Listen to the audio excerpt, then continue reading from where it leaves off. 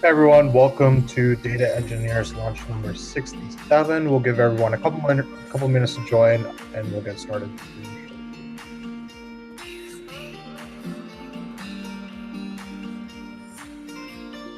Hey everyone, welcome to Data Engineers launch number 67.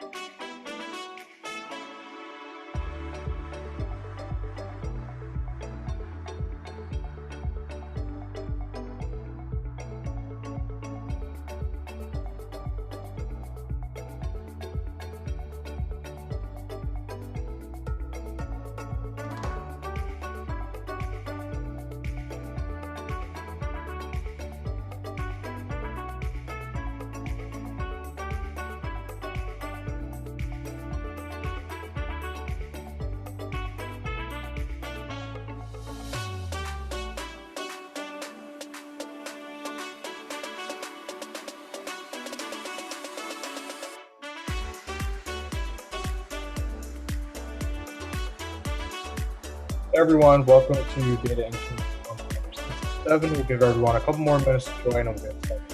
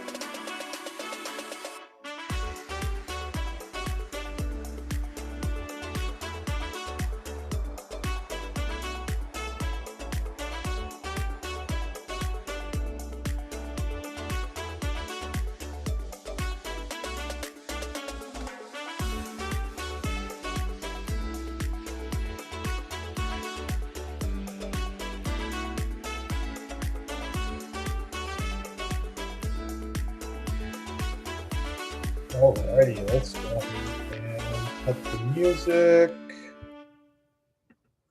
Hello everyone, welcome to Data Engineers launch number 67. I'm just readjusting my screen here.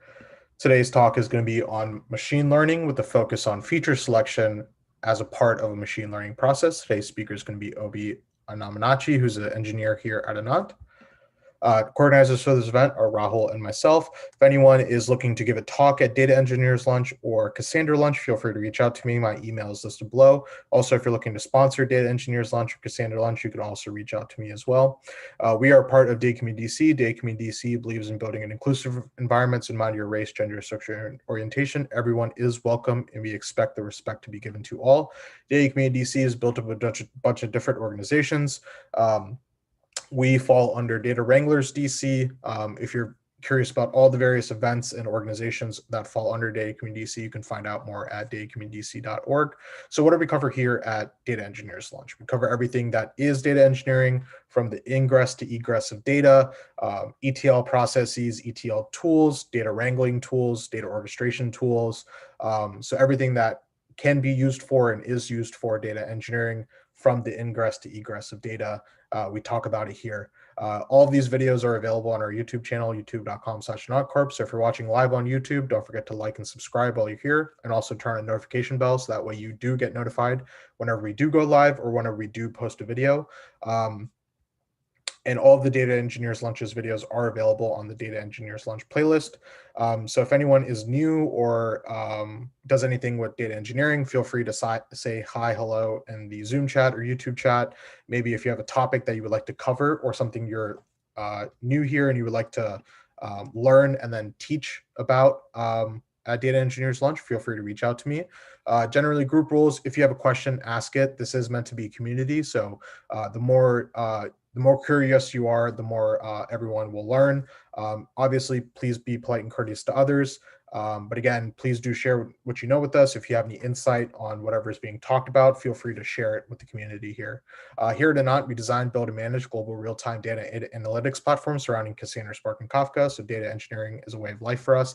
DataStax is a partner and sponsor. GW University helps provide venue space when we have in-person events. We also have some organizational institutional sponsors. If anyone has any job offerings or if they're looking for a job, feel free to drop links and we'll get them transferred to and from. Or if they have any meetups, hackathons, conferences, or classes that they would like to promote, feel free to drop links to those as well. Anant is hiring full-time or part-time positions, data platform operators, engineers, or architects. You can find out more at careers.anant.us. And again, all of these Data Engineers Lunches happen on Mondays at 12 p.m. Eastern. We are looking at, in the near future, having a more variable time slot. So that way we would be able to go live at other parts. So it would be within someone's workday in India or Australia or Europe, etc. And same thing applies for Cassandra Lunches, which is our sister event, which happens on Thursdays at 12 p.m. Eastern currently. But again, we're looking at having a more variable time slot. We have released our 4th Apache Cassandra runbook. We'll drop the link to this, but in this runbook, we cover disk and CPU resource management on Cassandra cluster. This is completely free, so I'll drop the link if you want to get it below. And with that, we'll hand it over to our speaker for today, Obi. All right. 1 second to get set up.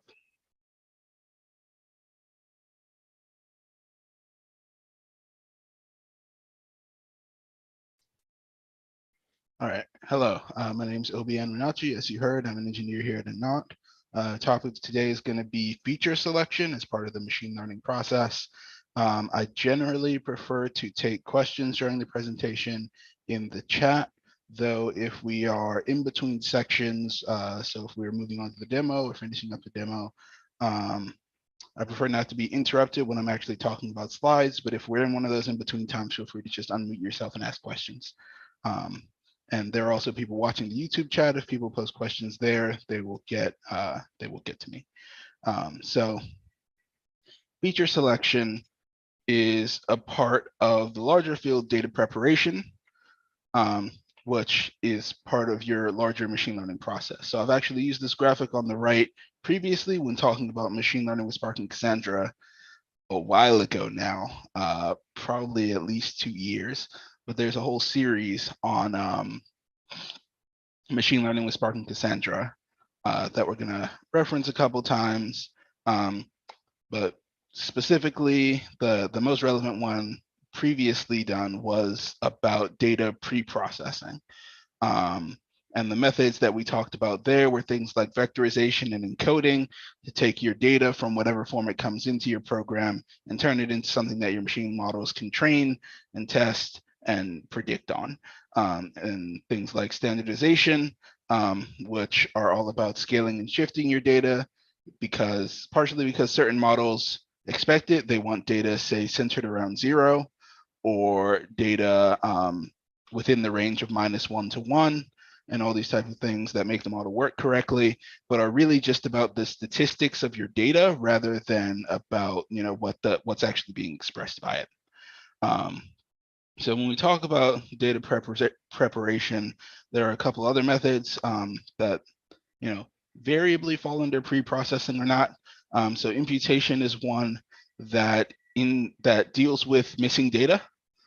So if some of your rows are missing particular fields, there are a number of ways you can deal with that, including dropping those rows from your data set, predicting what those rows would be using machine learning that would be called like ML imputation, or just using statistics to find out what the mean value is for those rows and putting it there. And all of those have various advantages and disadvantages, but depending on how much data you have, they might be better or worse than tossing out data that has missing features. And then feature selection is most similar to something that we talked about during our data pre-processing, which is PCA, principal component analysis, which are both types of dimensionality reduction, though neither actually specifically needs to reduce the dimensions. If all of your fields are relevant, you can come out with as many fields as you went into both PCA and dimensionality reduction into. So PCA, principal component analysis, sort of works by rotating your axes. It takes all of your fields and then expresses them sort of in order of max variance. So I believe there's an image of sort of somewhere later in this that talks a little bit more about PCA, but it's sort of a method of feature extraction rather than feature selection, which is what we're doing here. And the way that I would sort of describe that difference is that feature extraction, the data that you're getting out isn't exactly the data that you're putting in, whereas feature selection, your fields are set, and then the data that you're getting out is some subset of those fields. And specifically, the reason we want to do dimensionality reduction is to remove irrelevant data, to remove misleading data. And then even if some of your data is only somewhat relevant, removing dimensions from your data improves legibility, which means your model is easier understood by humans. It improves your model training performance. It takes less resources to train models with fewer dimensions. So you save computational costs, and in certain situations, it can improve your model performance and, in fact, increasing your accuracy and other important scores that you grade your model on. All right, so on to feature selection specifically. So feature selection as a subcategory is about picking the most relevant features out of your data set. It's a process for removing irrelevant and misleading features before any models are trained. That's not necessarily true. Sometimes it involves training models, and sometimes it, in fact, involves training your actual models that you want to go into production, but sometimes it just involves training test models. So there are lots of taxonomies when it comes to feature collection. The main split, like the top level split, is between supervised and unsupervised methods, similar to the split in machine learning models in general between supervised and unsupervised methods. So when you're doing machine learning and also in feature selection, your unsupervised models deal with relationships within your data.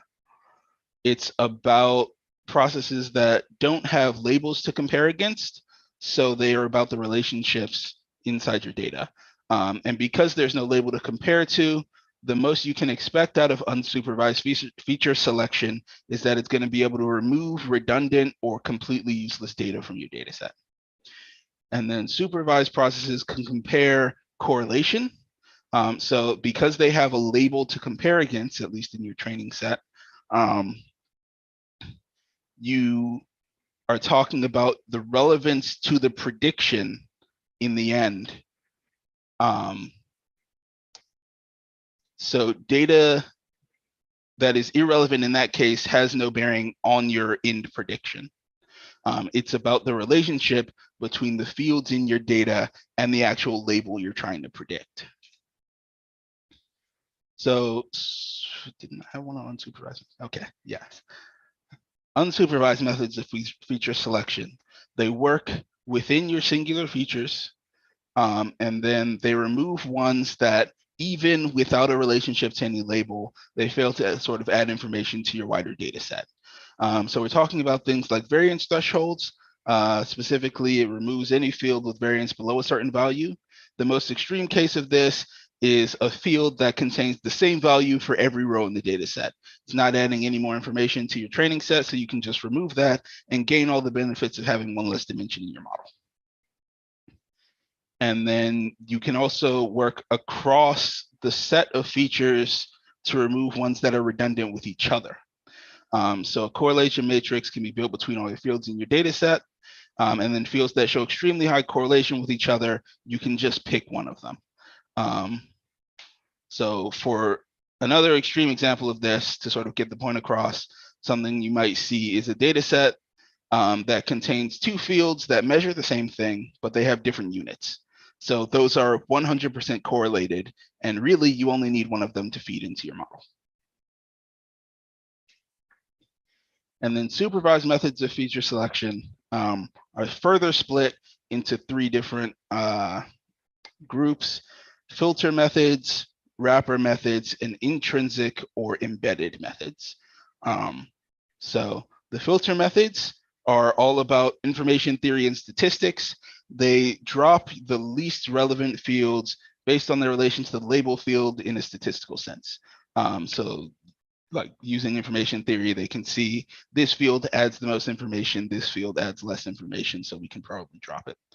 And then wrapper methods involve actually training models. And removing fields, you testing all your different subsets of features, and then using the results of those trained models to then determine which fields are important and which fields are not important. And then intrinsic methods combine sort of the features of both the training and testing steps by actually, modifying your model training process itself. And we'll look at that in more detail later.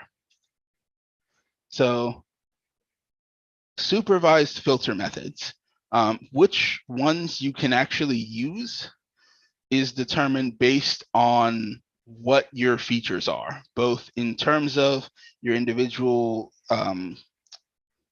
feature values and in terms of your label values. So it splits them in two fields: numerical and categorical. Numerical fields are like integers and decimals, anything that is like straight up numeric. And then categorical fields are Boolean types, ordinal categories, and nominal categories. So ordinal categories would be first, second, third, etc. And then nominal categories of just any other categories that you might conceive of. And then each of these combinations is associated with particular types of statistical tests. Some of these will be familiar to most anyone with a math background. Pearson's uses basic correlation numbers, whereas ANOVA or ANCOVA, depending on which algorithm you're actually using, is the same as the measure of statistical significance used in scientific research. So it gets you your p-values if you read scientific papers. It's the same sort of statistical test there. And basically you use these tests to determine which ones are significant to your outcomes and which fields are not. And then wrapper methods, the way that this works is you have your set of features, your full set, you cut that down to a subset, you train an algorithm, and you do this over some amount of your potential subsets. And then based on the performance of those trained models,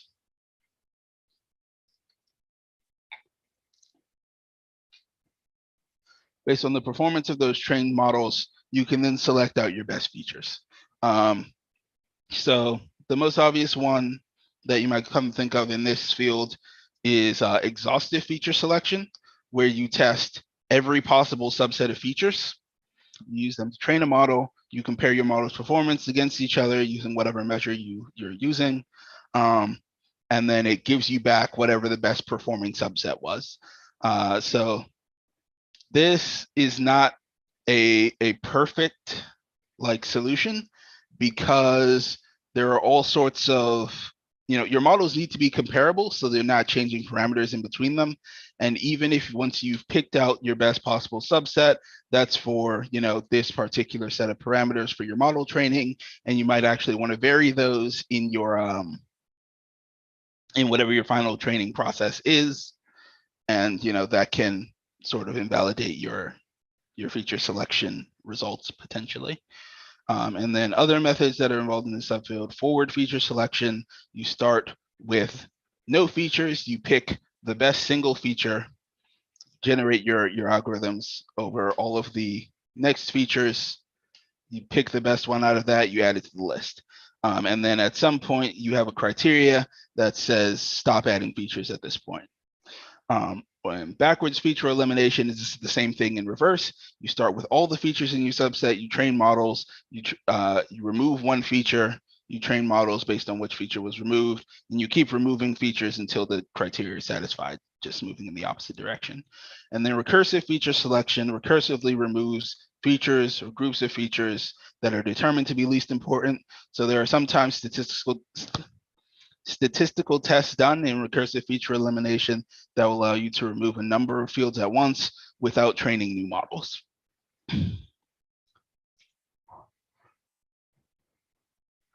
And then supervised or intrinsic methods are similar to wrapper methods in that they involve training models, and similar to filter methods in that they involve modifying the sort of statistics involved. So your wrapper methods do train models, but those models aren't usually the ones that you're expecting to use later on in production, or later on in your processes. Mostly they're there because you want to extract statistical information about them, get performance measures out, and then decide which features to keep based on those performance methods, whereas intrinsic methods will take place during your actual model training process. So you're modifying the sort of process of training your model in order to potentially remove features. And then one example of that is L1 regularization, also called lasso, directly modifies the cost function, which is what is essentially being maximized by your maximized or minimized by your learning algorithm.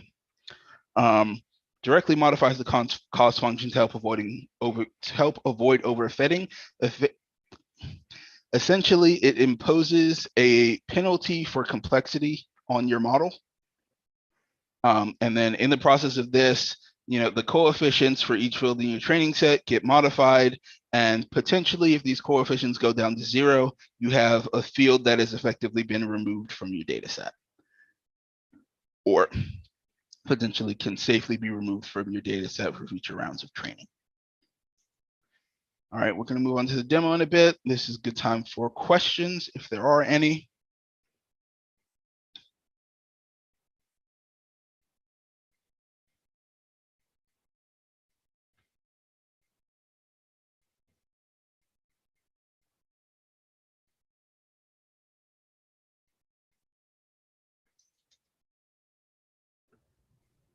No questions from YouTube. All right. Then we're going to move on to the demo. So this is a Kaggle notebook about feature selection. It goes through a whole bunch of different methods, but we're probably only going to look at a couple. But starting out, we are looking at, well, there are a couple of different data sets in this example, but the first one is the Santander customer satisfaction data set. And the first thing that we're going to do with that is split it into training and testing sets.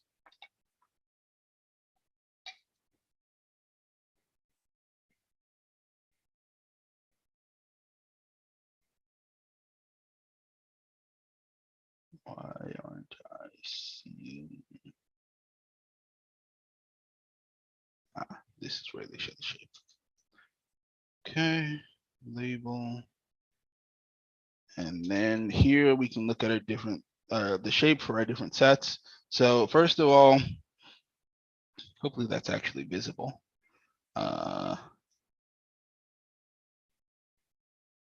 So we're starting out with a training set of 35,000 rows and a test set, 15,000 rows.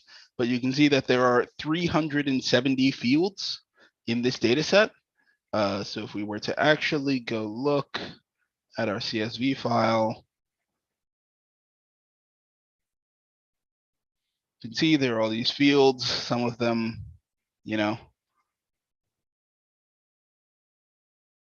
very difficult to process.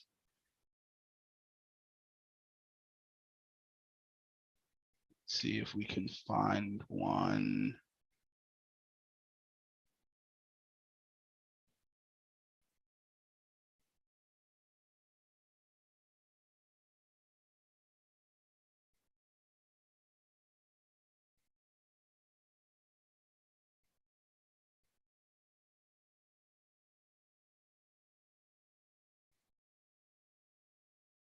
Probably all of these actually have, well, the ones that we're looking at, but with 370 fields in this data set, and you know, some of these, all we're seeing is zeros for long stretches.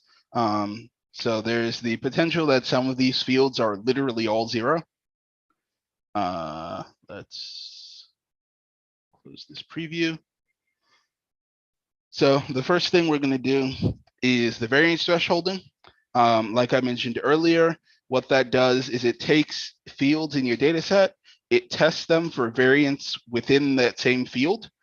So when fields with low variance will have a large number of a single value or all the same value, and it allows you to remove them.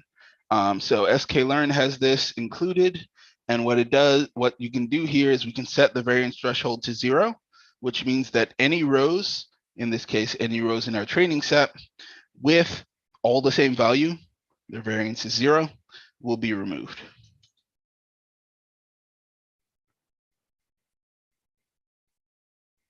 And then we can go and look at the rows that got removed. Where's the actual description of them? Here we go. So we can see large number of rows. In this case, I think we started with 370. We're now down to 319. So 51 of those rows were absolutely useless. If we had included them all in our model, it would have caused, you know, issues with training later on. We can then go in and do the transformation on our training set and test set to drop those drop all of those fields from the model, and then we can check our shapes again. We can see rather than 350 fields, we're down to 319. You can also remove quasi-constant features. So first, let's load in that same data again. In this case, we're just essentially setting a different variance threshold.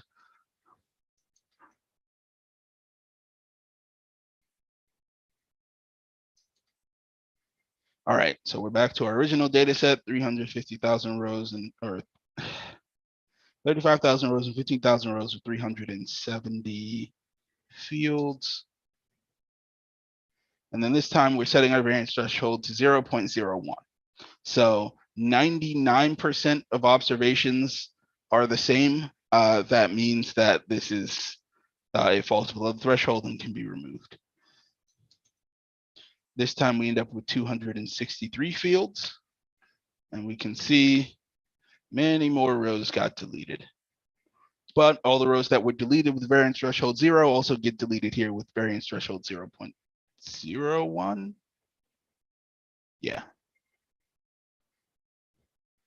And then we could also potentially set different values, 0.1, if we wanted to do 10% variance or things like that.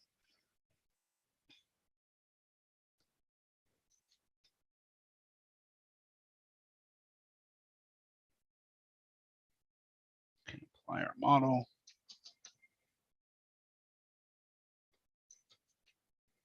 And now our training sets have 263 fields instead of 370. All right, so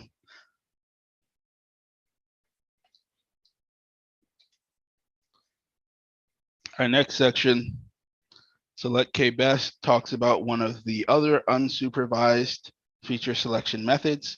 So select k-best,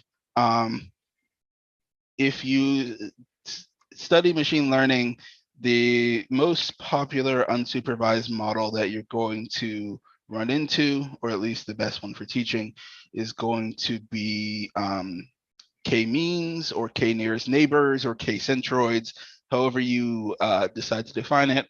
But basically, it's a clustering algorithm. It takes your full data set and it splits it into groups based on their nearness of the center of mass to each other. So, it splits it into groups, however many groups you define, based on some sort of similarity metric. And in this case, what select k-best is doing, because similarly, there's no label to determine which groups it should be split up into, is it's taking this statistical test, in this case, chi-squared test, and picking out k, however many you want, features from the data set. They have to be features that exist in the data set, which is why this is not like PCA. Actually, I never ran into that explanation of PCA. Here we go. So PCA, what that does is it changes your features. So if your original features in your data set were this x-axis and this y-axis, what you get out of your PCA is a data set defined along dimensions with this axis as your x and this axis as your y. So it's now split along the dimensions of greatest variability, which means that points in your data set are farther away from each other, essentially. They are expressing themselves in directions of max variability, which means that, this distance to here defined in X and Y will be smaller numbers, but in this case, you'll have one large number that will show you the difference. So that's PCA. Basically, it gives you back different features, whereas select k-best will give you back some subset of your normal features. And that's sort of the difference between feature selection and feature extraction, in terms of PCA at least. All right, so starting with our new data set. In this case, we're using the standard iris data set. We have 150 fields with 150 rows with 4 fields each. And then we do select k-best based on the chi-squared test. So you can feed in a number of algorithms here. You want to make sure to feed in, ones that match with your statistical measures. In the iris data set, all of them are, decimal fields. It's length and width for different parts of the flower, essentially. So they're all decimal fields, and based on, let's go back to this.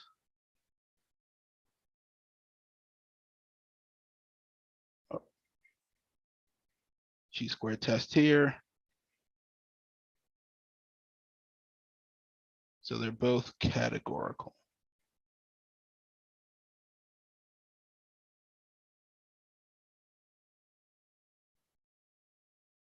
Yeah. Okay, so you end up with 2 fields out of your original 4.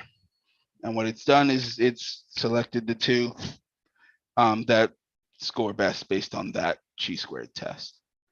Select percentile will give you some percentile of the highest scores. So rather than, choosing to get 2 fields out, you could choose to get out, I believe this is the MNIST data set.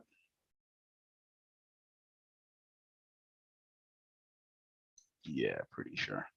And getting out the top 10th percentile of our fields leaves us with 7 fields.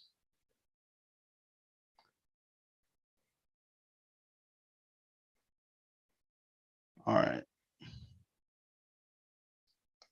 Now we're talking about supervised methods. So we're into, specifically, we're talking about Fisher scored, chi-squared implementation. We're back to working with the iris data set.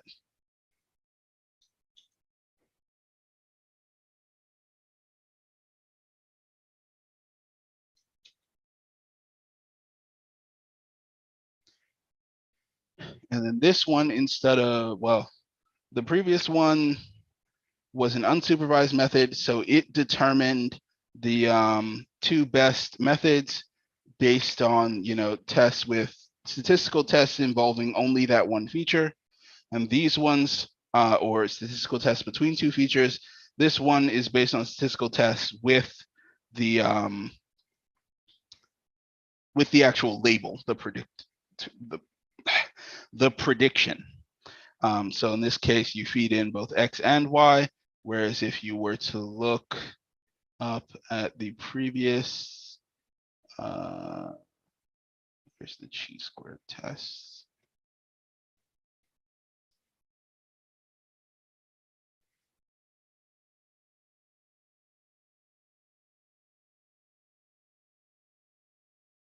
Previous ones were fit on X. Here.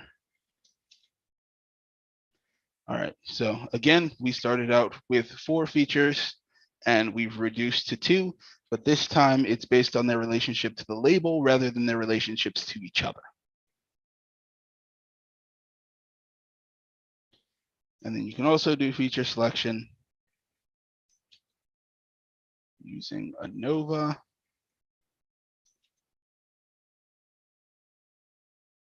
And again, the main thing we're talking about here is statistical tests based on the relationship between a particular feature and the label in your data set used to pick out the best features. And then here is another method. This one is sort of more hands-on.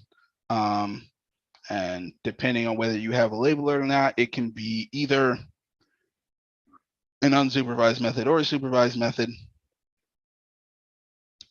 In the supervised method, because we're in the supervised section here, we're talking about variables that we want to be correlated with the target and not correlated with our other variables. So in an unsupervised method, doing a correlation matrix, this is the only thing you could test. You would want them to be uncorrelated among themselves because fields with high correlation are potentially redundant. But in this case, because we have labels, we can also correlate variables with the label, and we want them to be highly correlated with that. So training another model. Getting our correlation matrix. So like all correlation matrices, this is going to have 1 along the center here. And we can see some reasonably high negative correlations here, some high positive correlations here, and then a correlation nearing 0 here. So these 2 aren't particularly correlated. And then out the upper triangle. All right, so we get the correlations here. Basically, we do this because these are all mirrors. It's a correlation matrix, so this is the same as that. So we do here is we pick it out. So we got each individual measure here, and then based on the correlation, we can drop some of these.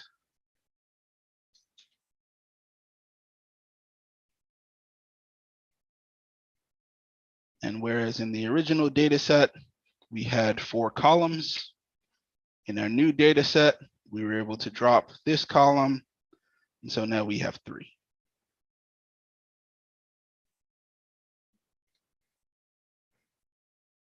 All right, and then wrapper methods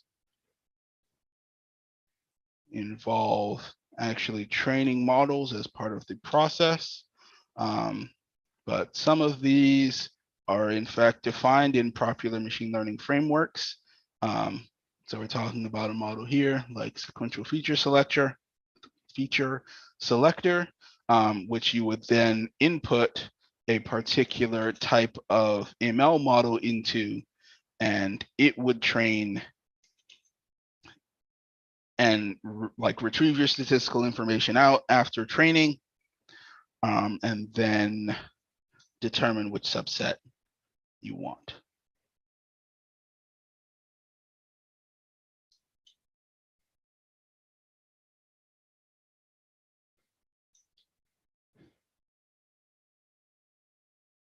All right.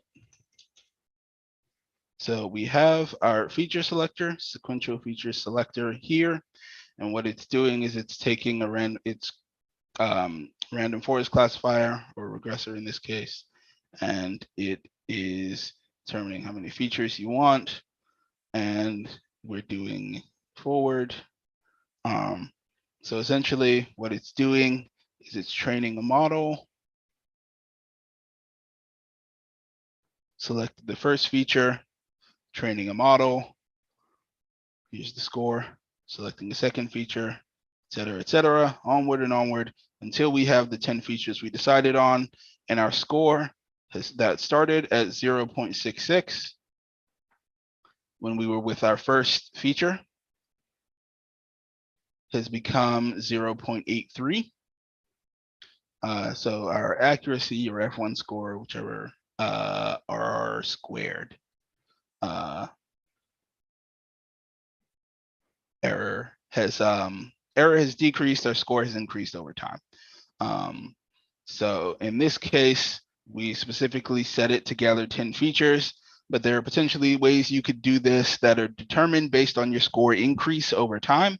So if you add a feature and your score has not gone up enough, even though it was the best feature in the data set, maybe you can decide to stop. And then it tells you which features you're actually getting out. The data set had, how many was this? Had 37 total fields. We used the correlation matrix method essentially to go down to 34. We filled in any blank spaces. This is imputation. Filled in any blank spaces with zeros. And then what we ended up with are features 4, 5, 6, 9, 13, 14, 17, et cetera, et cetera.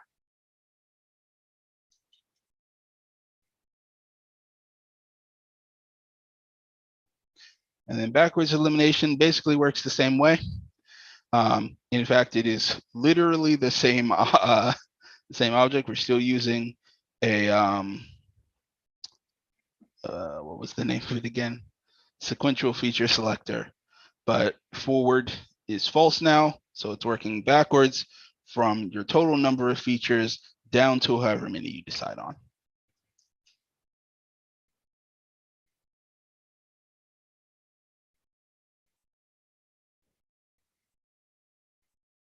All right, so we start with our 34 features, we remove whatever that most, and you'll probably see that our score is actually going down here. So some of the information there was actually, useful. The fields actually had some amount of increased information, but as we remove them, we're going to see fluctuations because they're not all equally useful. But also we're not going to see huge jumps probably, as much as it can handle, because it wants to maintain the accuracy score as much as it can, while also removing features so that your model is easier to train later on. If you're doing, parameter setting, which can potentially involve, training a model, changing parameters, training a model, et cetera, again, you don't want to have a whole bunch of features in your model because that increases the training time.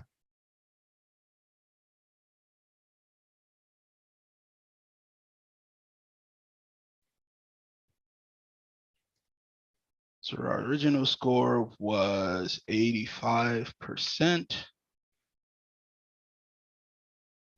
And we're getting to, okay, we're down to 10 features.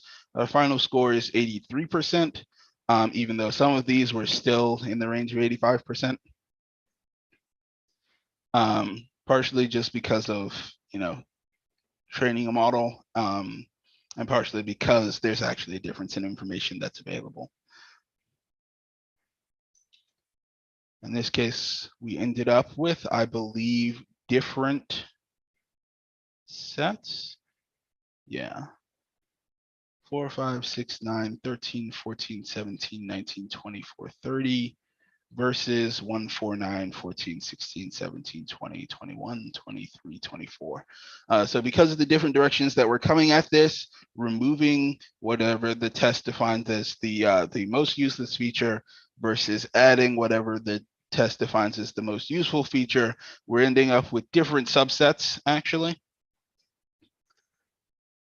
And then the exhaustive feature selection, rather than picking whatever is the best at the time and removing it, what exhaustive feature selection would do is test every possible subset of features and then give you back whatever scored the highest. All right. And then embedded methods here, what we're talking about is the learning algorithm and its performance are based on the subset that's being used. So it's all tied in together. Rather than getting your statistical results out, or whatever change is being made to them is actually within the model itself. And the training process is the thing that is deciding whether your features will stay in the set or not. So we started out. So what we've done here is we've started with our data set. In this case, we're talking about the house prices data set.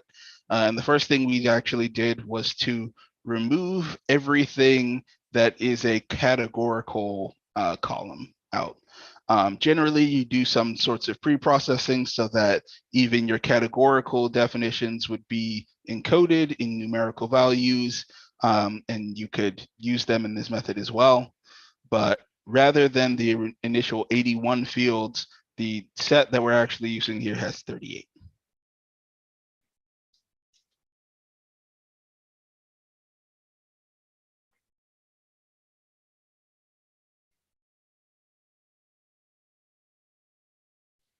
And then we put them through scaling and shifting. We drop anything, we fill any null values with 0.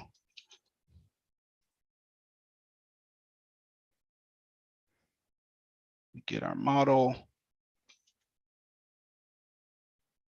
And in this case, several fields have been removed.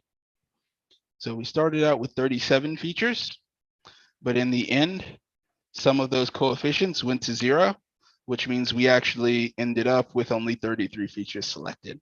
But essentially, this was all done in the process of training the model. Because of the stuff that was selected here and which actual models we're using up here, you can see that essentially anything with a coefficient that went to 0 in the training process, as those coefficients were being shifted around, based on the algorithm, have actually effectively been removed from our feature set. And then this one, call this random forest importance, because it uses a combination of our statistical measures of importance and then also a tree-based structure. So first we do our data pre-processing.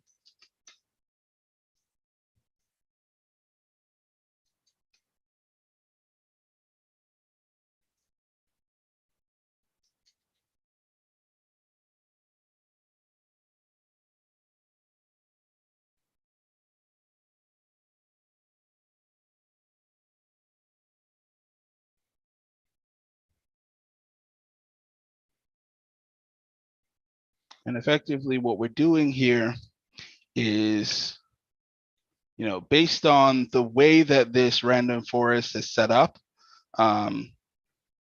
it effectively builds a decision tree out of all your features, which allows you to then rank them by importance based on how high up they are.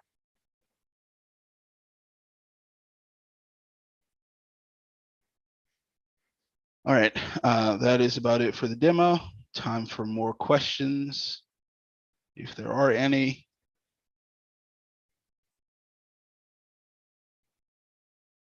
Yeah, Obi, I have a couple about the demo. Yeah. So when you were winnowing down to 10 variables, it seemed like there was a process to sort of pick the 10 most important variables. Am I understanding that correctly? Like the 10 So values? in the forward process, what was happening there is you're starting with only one column, and then it iteratively picks out the next most important column each time to add to that set.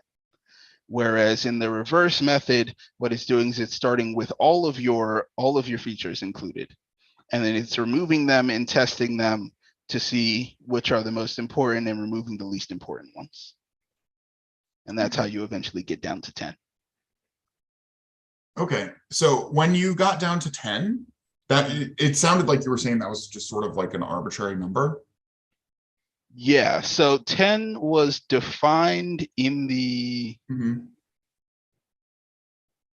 in the call for the feature selector.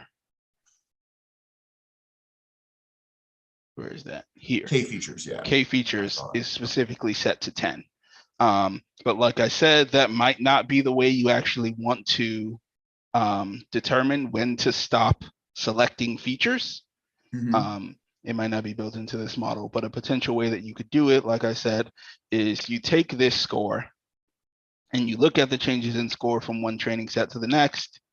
And whenever it stops changing, or whenever it, the change is small enough, then you decide you can stop. But these methods, they only explore a subset of your feature space, your potential feature space. Whereas the exhaustive feature selection, it does the same type of statistical tests to determine score based on your trained model, but it checks everything.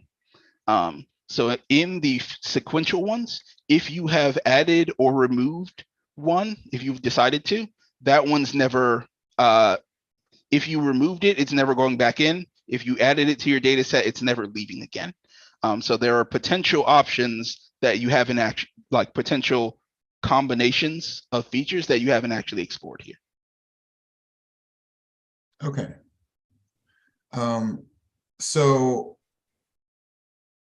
it seems like all of these options were sort of taking the linear value of whatever your variable is. I'm not sure if I'm thinking about this correctly, but I know it's not exactly like a regression, but when you went to purely numeric variables and not categorical variables, did you find anything about whether or not there's value in looking at like squaring your values or square rooting your values or cubing your values to see if that gives you a better match? Yeah, so there are potentially methods of doing that. All sorts of things. If you look up what's it called, the kernel method, it's a more general machine learning topic, but essentially what it does is it re-expresses your coordinate grid in different ways. You can turn your Cartesian coordinates into polar coordinates if that gives you better numbers for training your model. Basically, there are all sorts of statistical things you can do to your numbers. Even this talks about, it doesn't actually do it, but it talks about encoding your categorical values into integers and then training on those as if they were normal integers and seeing if that, helps you get more information out. But it's just, in this case, the method didn't include that, so they just dropped all the categorical values. Man, thanks. I also just want to comment and say, like, all of the code samples you've included here look like they would be super valuable. Great job.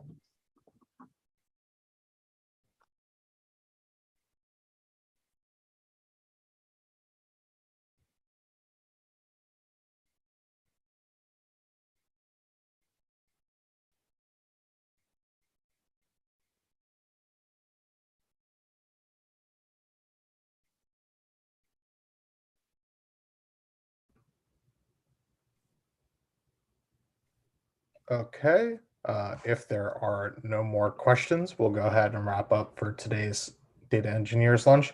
Thank you, everyone, for joining us. Again, if you're watching on YouTube, don't forget to like, subscribe, and turn on the notification bell so that way you can get notified whenever we do go live or whenever we post a new video. And with that, we will wrap it up for this week, and we will see everyone on Cassandra Lunch on Thursday or Data Engineers Lunch next week. Take care.